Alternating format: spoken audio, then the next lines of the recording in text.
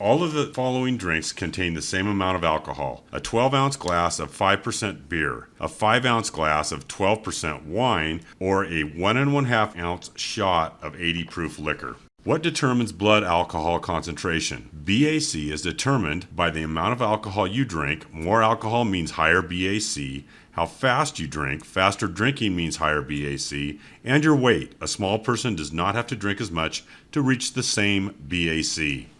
How alcohol affects driving. All drivers are affected by drinking alcohol. Alcohol affects judgment, vision, coordination, and reaction time. It causes serious driving errors such as increased reaction to hazards, driving too fast or too slow, driving in the wrong lane, running over the curb, and weaving. Other drugs. Besides alcohol, other legal and illegal drugs are being used more often. Laws prohibit possession or use of many drugs while on duty.